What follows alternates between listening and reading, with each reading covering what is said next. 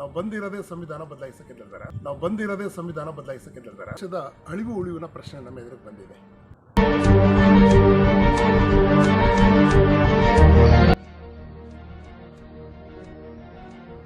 ಎರಡು 2024ರ ಪಾರ್ಲಿಮೆಂಟರಿ ಚುನಾವಣೆ ಏನಿದೆ, ಈ ದೇಶದ ಅಳಿವು ಉಳಿವಿನ ಪ್ರಶ್ನೆ ನಮ್ಮ ಎದುರಿಗೆ ಬಂದಿದೆ.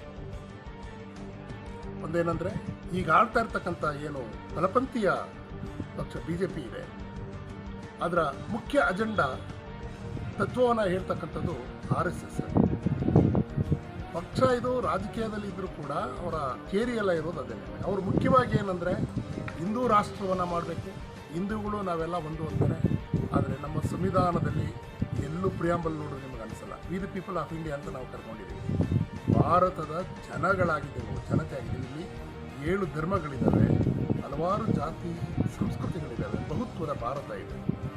ಈ ಭಾರತವನ್ನು ಹೊಡೆದು ಫ್ಯಾಸಿಸ್ಟ್ ಆಡಳಿತದ ಥರ ಒಂದು ದೇಶ, ಒಂದು ರಾಜ, ಒಬ್ಬ ನಾಯಕ, ಒಂದು ಭಾಷೆ ಅನ್ನೋ ಇದರಲ್ಲಿ ಹೊರಟಿದ್ದಾರೆ. ಈಗಾಗಲೇ ಅದು ನಮಗೆ 10 ವರ್ಷದಲ್ಲಿ ಸೂಚನೆ ಬಂದಿದೆ. ಭ್ರಷ್ಟಾಚಾರದ ಬಗ್ಗೆ ಮಾತಾಡ್ತಾ ಇದ್ದಿದ್ದು, ಕ್ಲೀನ್ ಗೌರ್ಮೆಂಟ್ ಬಗ್ಗೆ. ಈಗ ನಿಮ್ಗೆ ಗೊತ್ತಿದೆ ಎಲೆಕ್ಟ್ರಲ್ ಬಾಂಡಲ್ಲಿ ಎಷ್ಟು ಜನಗಳಿಗೆ ಮೋಸ ಮಾಡ್ತಾ ಇದೆ. ಆಮೇಲೆ SBI ಅನ್ನೋದೇ ಅದು ಸಂಘಿ ಬ್ಯಾಂಕ್ ಆಫ್ ಇಂಡಿಯಾ ಆಗಿಬಿಟ್ಟಿದೆ, ಈಗ ಸಂಘ ಪರಿವಾರದ ಬ್ಯಾಂಕ್ ಆಗಿದೆ. ಸುಪ್ರೀಂ ಕೋರ್ಟ್ ಹೇಳ್ದ ಕೊಡ್ತಾ ಇದೆ. ಅಂದರೆ ಭ್ರಷ್ಟಾಚಾರ ಇದೆ.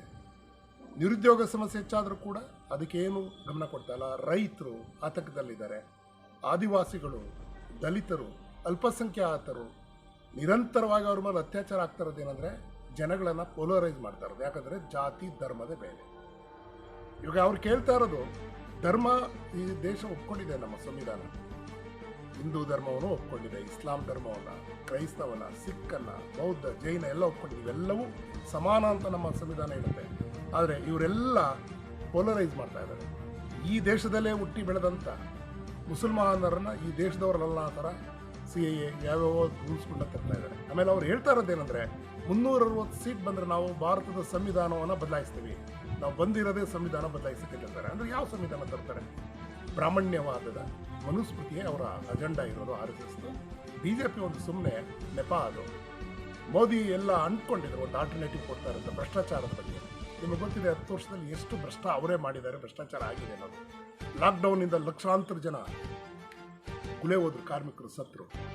ಡಿಮಾನಿಟೈಸೇಷನಿಂದ ತೊಂದರೆ ಆಯಿತು, ನಿರುದ್ಯೋಗ ಇಲ್ಲ, ಹೈಯರ್ ಎಜುಕೇಷನ್ ಈಗ ಸಿಗ್ತಾನೆ ಇಲ್ಲ ಬಡವರು, ಆ ಥರ ಆಗಿದೆ. ಒಂದು ಆಶಾದಾಯಕ ಬೆಳವಣಿಗೆ ಏನಂದರೆ, ಮತ್ತೆ JNU ಅನ್ನೋ ಇದು ಏನು ಆ ಥರದ್ದು ಹೈದರಾಬಾದ್ ಇವೆಲ್ಲ ಹೈಯರ್ ಎಜುಕೇಷನ್ನ ಬಡವರು, ರೈತರ ಮಕ್ಕಳು, ದಲಿತರ ಮಕ್ಕಳು ಓದಿದ್ರೆ ಪ್ರಶ್ನೆ ಮಾಡ್ತಾರೆ ಅನ್ನೋದು. ಅಂದರೆ ಪ್ರಜಾಪ್ರಭುತ್ವದಲ್ಲಿ ಪ್ರಶ್ನೆ ಮಾಡೋದೇ ಅಪರಾಧ ಆಗಿದೆ.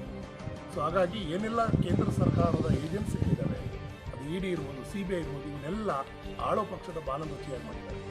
ಪ್ರಜಾಪ್ರಭುತ್ವದ 4ನೇ ಅಂಗ ಆದಂಥ ವೃತ್ತಪತ್ರಿಕೆಗಳು, ಮೀಡಿಯಾಗಳು ಇವೆಲ್ಲ BJPಯ ವಕ್ತಾರರಾಗಿದ್ದಾರೆ. ಹಾಗಾಗಿ ತುಂಬ ಇಕ್ಕಟ್ಟಿನಲ್ಲಿ ದೇಶ ಇದೆ.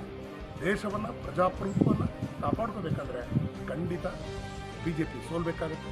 ಅದು ಮೋದಿ ಮುಖ ನೋಡ್ತಿರೋ, ಯಾರ ಮುಖ ನೋಡ್ತಿರೋ, ಈ ದೇಶದ ಜನರನ್ನು ಉಳಿಸ್ಬೇಕಂದ್ರೆ, ಮಹಿಳೆಯರ ಮೇಲೆ ನಡೀತಕ್ಕಂಥ ಅತ್ಯಾಚಾರ ನಿಲ್ಲಿಸಬೇಕಾದ್ರೆ, ಅಲ್ಪಸಂಖ್ಯಾತರನ್ನು ನಾವು ನಮ್ಮ ದೇಶದ ಅವರು ಸೋದರರೇ ಆ ಭಾತೃತ್ವ ಭಾವನೆ ಉಳಿಸ್ಕೋಬೇಕಾದ್ರೆ, ಸರ್ವ ಜನಾಂಗದ ಶಾಂತಿಯುತವಾದ ಆಶಯ ಏನಿದೆ ಅದು ಉಳಿಸ್ಕೋಬೇಕಾದ್ರೆ ನಾವು ಈ ಚುನಾವಣೆಯಲ್ಲಿ BJP ಸೋಲಿಸಬೇಕಾಗತ್ತೆ. ಅದು ನನ್ನ ಇದು ಕಾರಣ. ಇಷ್ಟೇ, ಪಕ್ಷಗಳು ಬರ್ತಾ ಹೋಗ್ತವೆ, ಆದರೆ ಸಂವಿಧಾನವನ್ನೇ ಬದಲಾಯಿಸ್ತೀವಿ.